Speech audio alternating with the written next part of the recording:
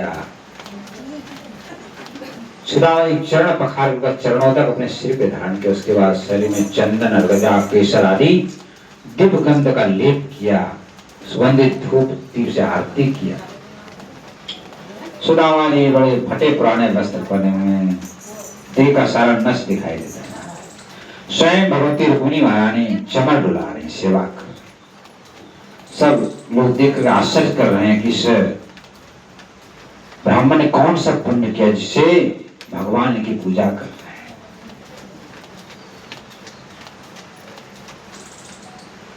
दोनों महाराज बैठ गए। सुंदर भोजन पकवान स्वयं रुक्मिणी महारानी ने अपने हाथों से बनाया और दोनों मित्र बैठ करके प्रेम से एक साथ भोजन कर रहे हैं। उसके बाद दोनों चर्चा करने लगे कि हम लोग बचपन में गुरु जी के आश्रम में पढ़े थे, कितना आनंद आता था जब साथ में पढ़ते थे, खेलते थे, खाते थे, रहते थे। भगवान कृष्ण कहने लगे इस संसार में सबसे प्रथम गुरु है माता पिता, दूसरे गुरु हैं शिक्षा देने वाले शिक्षक, और तीसरे गुरु हैं सदगुरु जो ज्ञान उपदेश करके जीव को भगवान की भक्ति में लगाते हैं। और जो सदगुरु होते हैं मेरा ही स्वरूप होता है। गुरु के रूप में मैं स्वयं हूँ। जो लोग गुरु के उपदेश के अनुसार चलते हैं वो संसार सागर को पार कर जाते हैं। और सबसे ज्यादा मैं प्रसन्न होता हूँ गुरु की सेवा करने। भगवान श्री कृष्ण कहने लगे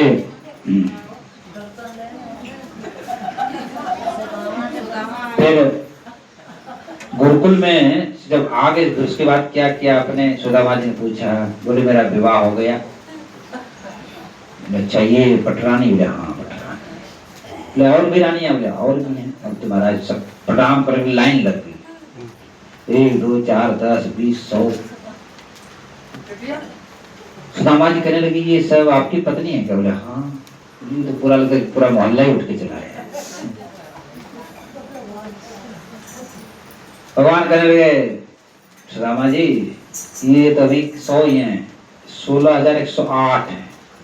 बोले महाराज क्षमा करो, इतना तो आशीर्वाद देते हाथ दर्द होने लगा। सौभाग्यवती हो, पुत्रवती हो, हाथ में दम ही नहीं। बोले एक काम करो कन्हैया, सबकी ओर से तुम प्रणाम कर दो, सबका प्रणाम हो जाएगा। सबने प्रणाम कर लिया। उसके बाद भगवान द्वारकाधीश पूछने लगे कि आपका विवाह हुआ? बोले हाँ। वो तुम्हारी जो भाभी है ना उसका नाम सुशीला है, बड़ी सुशीले बेचारी, और मैं तो आने में संकोच कर, लेकिन उसी ने जोर दे करके भेजा। बोले तुम्हारे मित्र मिल के आओ। तो सुशीला कहने पर मैं आया। भगवान कहने लगे एक बात बताओ, हमारी भाभी ने कुछ भेजा तो होगा आपके पास? कुछ उपहार तो भेजा होगा भाभी ने?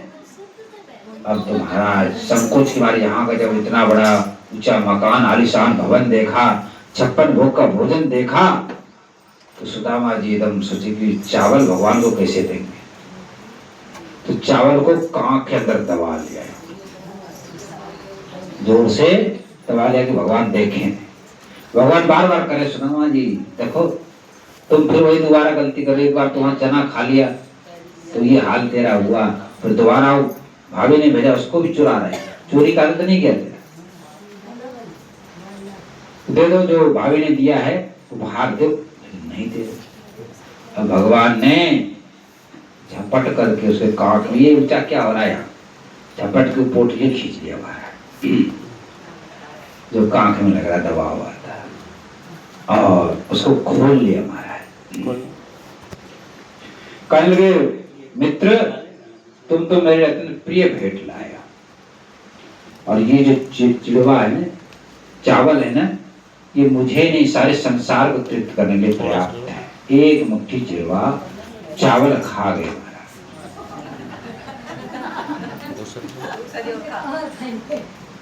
कहीं कहीं 2 मुट्ठी करें, कहीं कहीं 1 मुट्ठी नहीं करें। भागवत जी में 1 मुट्ठी में लिखा, 1 ही मुट्ठी करें। 1 मुट्ठी चावल खा गए, दूसरी मुट्ठी क्यों भरा? रुक्मिणी माता ने हाथ पकड़ लिया, बस प्रो बस 1 मुट्ठी में इसको 1 लुट की संपत्ति मिल गई। और शेष रख दीजिए, चावल हम बांटेंगे, सब रानी लोग लेंगे, प्रसाद लेंगे, संत का प्रसाद। तो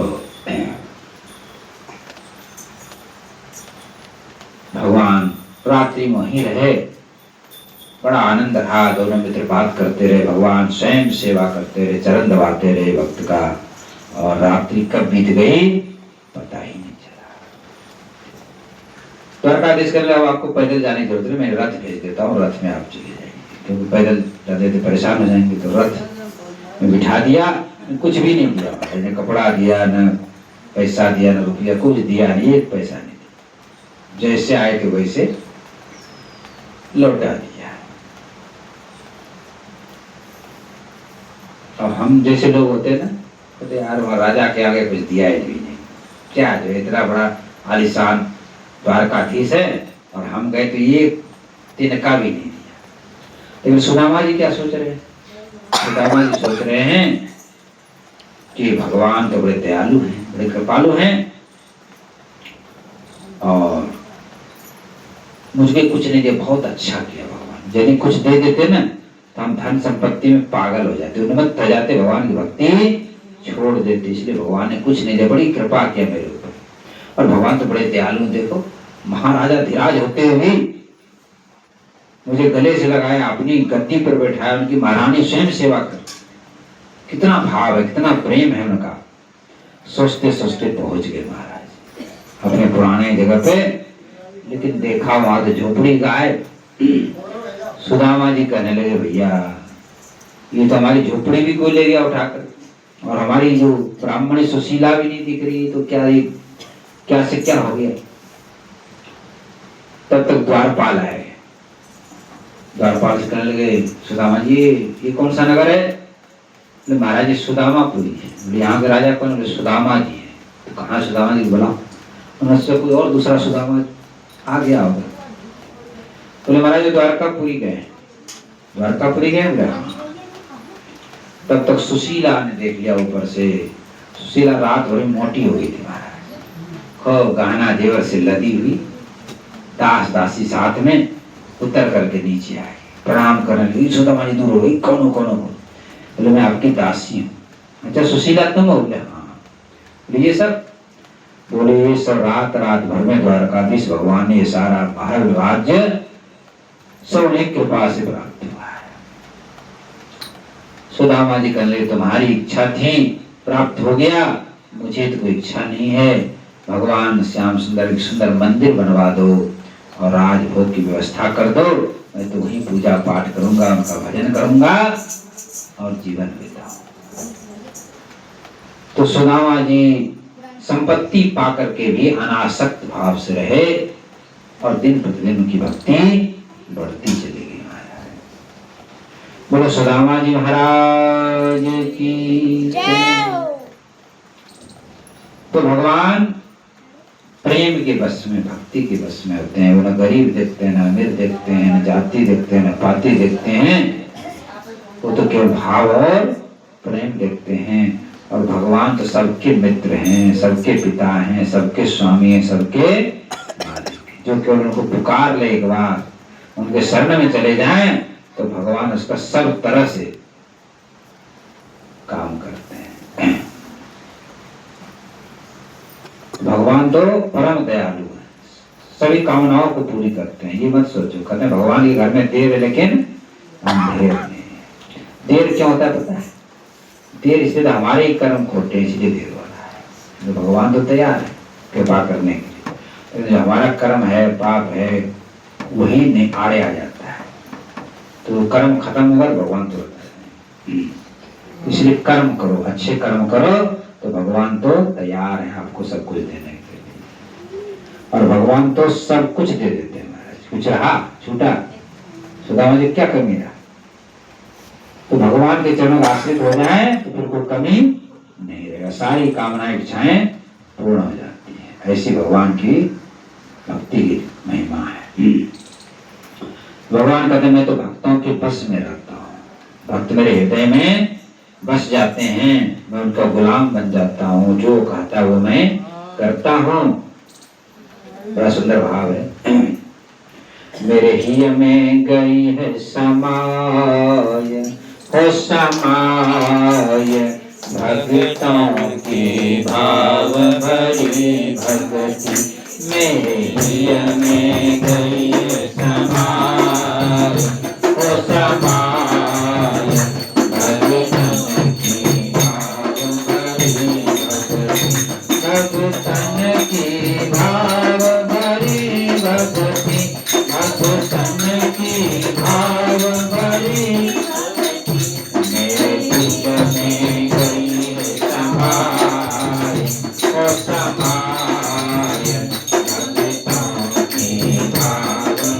भक्ति मेरे जीवन में गई है समाई, ओ समाई भक्तों की। जो लोग घर का विद्वान को सुदामा जी को प्रणाम करना चाहें वो कर सकते हैं, मौका है। जिसको भगवान को प्रणाम करना हो, आशीर्वाद लेना हो, भगवान के रूप में, आपकी बहन नहीं है यहाँ पर, तो जिनको भगवान से प्रणाम करना हो कर सकते हैं, आशीर्वाद ले सकते हैं। हाँ, और सुदामा जी आशीर्वाद दे देंगे, जो जिसको चाहिए मिलेगा। मेरे हिज में गई है समाई, ओ समाई भक्तों की भाव भरी भक्ति, मेरे हिज में गई है समाई, ओ समाई भक्तों की भाव। मेरी जोत चूलो जलते, मेरी जोत चूलो दिख जाओ एक तुलसी दलते, दिख जाओ एक प्रेम सुधा सुहाए, ओ सुहाए भक्तों के भाव बड़ी भक्ति, प्रेम सुधा सुहाए, ओ सुहाए भक्तों के भाव बड़ी। मेरे पिया में गई है समाई, ओ समाई भक्तों के भाव बड़ी। जो मेरो नाम सुमिर लेगो, जो मेरो नाम सुमिर लेगो, भव सागर पार वो कर लेगो, भव सागर पार वो कर लेगो। जो मेरो नाम सुमिर लेगो, भव सागर पार वो कर लेगो।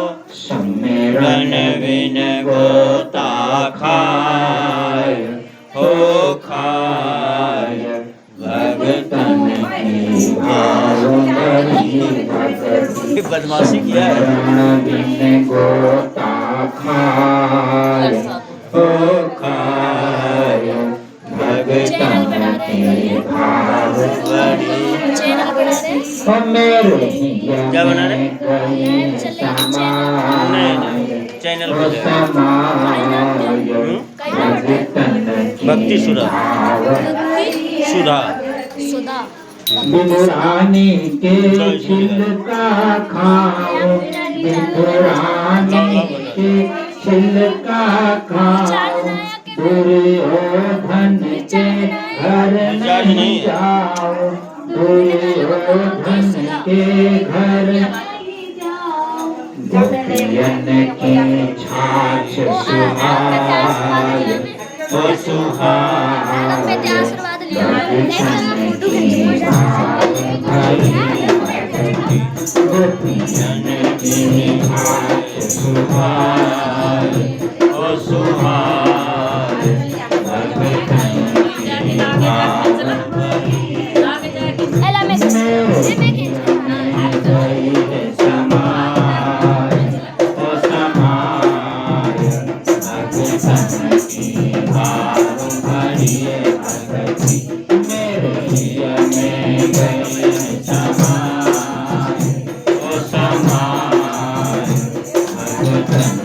इधर आ जाओ बेटा, इधर आ, यहाँ से मेरे प्रेम को पंथ निरालो है, मेरे प्रेम को पंथ निरालो है, मेरे प्रेम को पंथ निरालो है, मेरो प्रेम को पंथ निरालो है। जब जानत जानन हारो है, यह जानत जानन हारो है। जब जानक जानन हारो है, यह जानक जानन हारो है।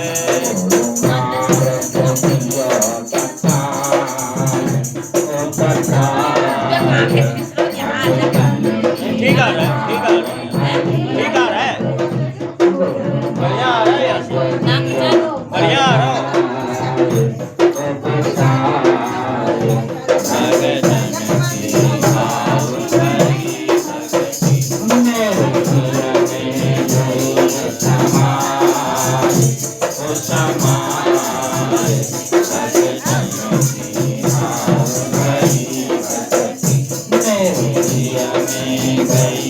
समाय